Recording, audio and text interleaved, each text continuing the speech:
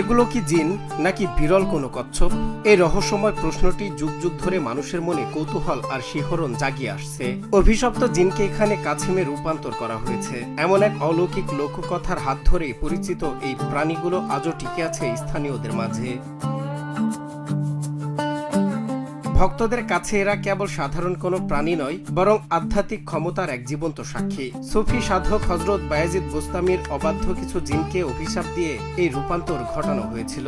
এমন বিশ্বাস থেকে প্রজন্মের পর প্রজন্ম স্থানীয়রা এদের পরম শ্রদ্ধায় ও কিছুটা ভয়ের সঙ্গে আগলে রেখেছেন, যা এই মাজারকে ঘিরে তৈরি করেছে এক অনন্য আবহ। অভিশাপের কারণ হতে এগুলো তো জিনজাত, জিনের বেঁধে লাগছে কষ্ট পাবে। অভিশাপ উনি হচ্ছে তো অলির অলি, উনি হচ্ছে ওনারা হচ্ছে তো অলির অলি, কিছু অলির মধ্যে বেশ আছে।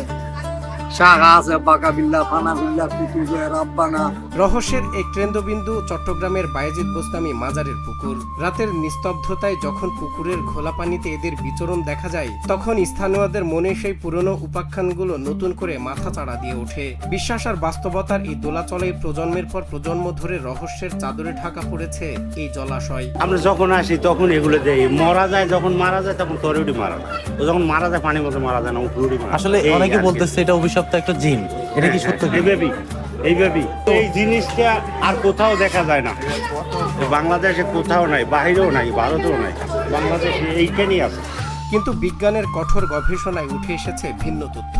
এগুলো কোনো জিন নয়, বরং নিলসোনিয়া গ্রিনিকান্স বা মহাবিপন্ন প্রজাতির বোস্তামি কাছিম।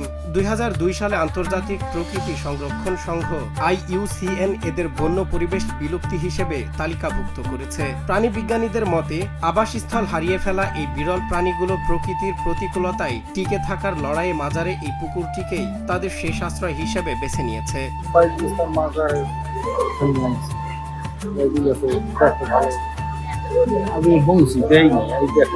বর্তমানে বন বিভাগ ও গবেষকরা এদের বিলুপ্তি ঠেকাতে কৃত্রিম প্রজনন সহ নানা উদ্যোগ গ্রহণ করেছেন। কিন্তু প্রশ্ন থেকে যায়, বিজ্ঞান কি সত্যি মানুষের হৃদয়ে গেঁথে থাকা সেই প্রাচীন লোককথাকে মুছে ফেলতে পারবে? এই প্রাণীগুলো কি কেবল গবেষণাগারে আলোচনার বিষয় হয়ে থাকবে, নাকি লোকগাথায় মোড়ানো রহস্য হয়ে থাকবে এদের আসল পরিচয়? সজল বিশ্বাস, নিউজ ডেস্ক, বাংলা টিভি।